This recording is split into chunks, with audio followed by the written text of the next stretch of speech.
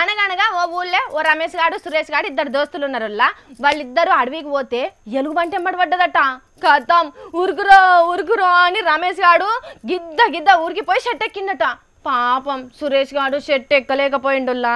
మరేం చేసిండు? రమేష్ గాడు కాలుకు బుద్ధి చెప్తే సురేష్ గాడు తలకాయకు బుద్ధి చెప్పిండు. సప్పుడేక కింద వండుకొని మసాపుకున్నాడు. కథం ఆ ఎలుగుబంటి మురక చూసి చచ్చిపోయిండు అనుకొని సప్పుడేక పోతుంది.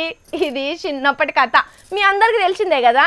కానీ నిజంగా ఎలుగుబంటి మన ముంగటికి వస్తే మనం అట్లా చచ్చిపోయినట్టు యాక్షన్ చేయగలుగుతాం అనుల్లా? డౌటే కదా. సరే సరే, ఇగో ఆ కథ అట్లుండనీరు. కానీ ఓ ఊళ్ళకు ఎలుగుబంటి ఒకటి వచ్చిందట. మరి ఎందుకో అరుచుకుందాం పారి.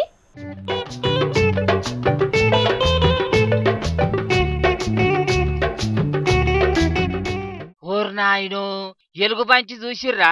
ఏదో ఇళ్ళకి వచ్చింది అనుకుంటే సెట్ ఎక్కింది కదా నుల్లా. వామ్మో అగో అది ఎట్లా కొమ్మలెక్కి నిల్చున్నదో చూడుర్రే. దీన్ని ఎవరన్నా ఎక్కిస్తే ఎక్కిందా ఏమో అన్నట. టక్క టక్క ఏడికెళ్ళి వచ్చిందో ఏమో మంచిగా సెట్ ఎక్కింది. జనగామ బస్ స్టాండ్ దగ్గరలో నడిజాం రాత్రి కాడ నుంచి ఇదే సెట్ మీద ఉన్నదట. ఎవరు చూసిర్రో ఏమో. ఫస్ట్ బొమ్మ అనుకున్నారట గాని దగ్గర పోయి చూస్తే గజ్జమనేటట్టు ఎలుగుబంచి బందవస్తుగా నిల్చున్నది చూసి వనికి పోయిర్రట.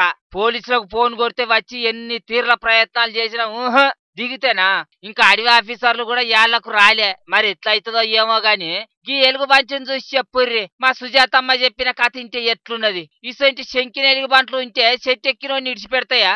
వామ్మో కథలల్లా చెప్పినట్టు అస్సలు నమ్మద్దుళ్ళు. దాంట్లో చేసే ఉపాయాలే తెలుసుకోవాలి గాని కదా.